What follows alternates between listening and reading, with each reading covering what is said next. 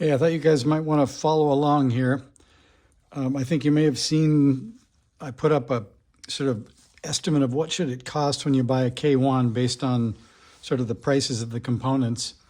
Well, that caused me to go buy another one. So now I've taken off the two thumb screws on the back.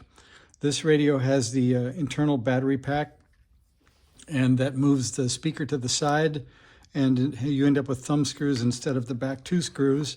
So we're going to pull that off. And the thought was I want to make a quick inventory, then look at the versions and see sort of what I've got for a list of options. So we'll zoom in a bit so you can see a little more closely to what I see. And if I can change the lighting a little, maybe you guys can read more than you can with the glare. So the first thing we see is the speaker on top. I'm going to pull that, and the small rubber washer, I'll just let that hang over the side for a minute. And I'll pull out the internal battery pack. We'll lay that over the side. Then the first thing to come out is the KAT1. And we can see that that is version 1.3, which I think is the latest.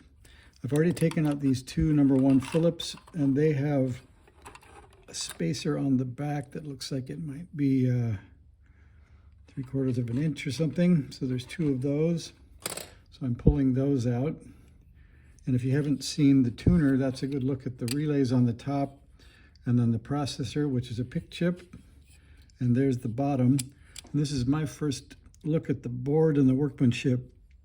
And I had some problems with the workmanship on the front panel, but this tuner looks like it was built pretty well. I don't see sort of any really ugly solder joints. So we'll set that aside.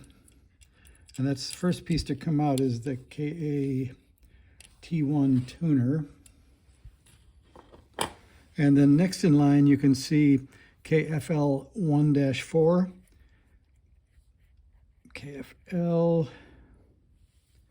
1-4, that makes a 4-band module. And behind that is the noise blanker, and it's version 102. The KFL 1-4 is version 1.00. And then up in the front panel, you can see up there is the main MCU. That says K1 MCU 109E, which is also, I think, the latest you can get. Bearing in mind that this is a 20-year-old radio. If you choose to use the word new, I guess that's a different story. So that is a 109E. And this is serial number 00779. And I've done some looking online. I can't really figure out sort of what is a new or what is an old, but at least this is new enough to have the new firmware. It's got the backlit LCD, and the firmware versions look fairly new. So I think I did pretty well in terms of what's the value of the radio. So I'm probably going to leave it at that for right now. I'm going to put this back in, do the repair for the broken wire on the internal battery pack, and get it at least back on the air again.